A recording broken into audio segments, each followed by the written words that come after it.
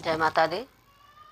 हम एक भजन माता रानी को देने जा रही हूँ। अगर अच्छा लगेगा तो प्यार दुलार देते रहना आप लोग। कमेंट जरूर करना आप लोग। कमेंट में जरूर बताइएगा आप लोग कैसा लगा मेरी माता रानी के भजन।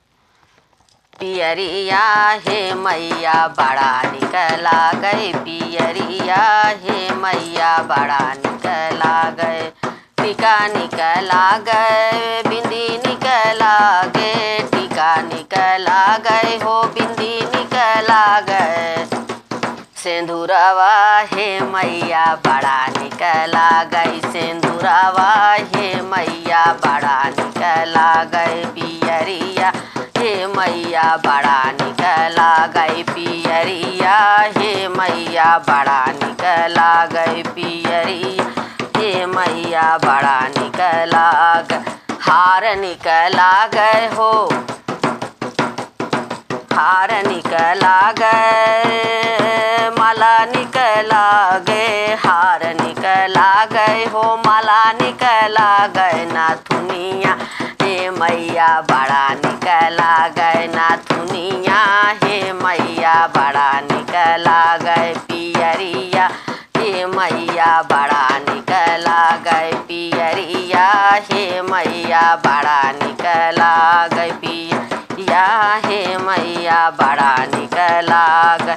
चूड़ी निकला गए, कंगना निकला गए, चूड़ी निकला गए, कंगना निकला गए, चूड़ी निकला गए, कंगना निकला गए। मेहदिया ए मैया बड़ा निकला गए, मेहदिया ए मैया बड़ा निकला गए, मेहदिया ए मैया बड़ा निकला गए। पियरिया हे मैया बड़ा निकला गए, पियरिया मैया बड़ा निकला गए।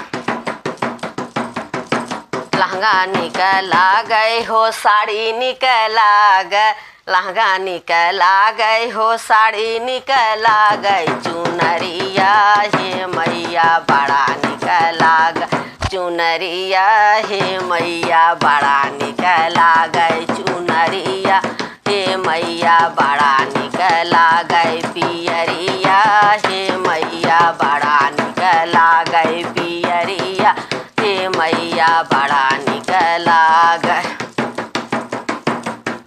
बड़ा निकला गए हो, बड़ा निकला गए, पियरिया हे मैया बड़ा निकला गए। पायल निकला गए हो, बिछुआ निकला गए, पायल निकला गए हो, बिछुआ निकला गए। महावर हे मैया बड़ा निकला गए, महावर हे मैया बड़ा निकला गए। पियरिया हे मैया बड़ा निकला गए, पियरिया हे मैया बड़ा निकला गए। बोलो साचे दरबार की जय।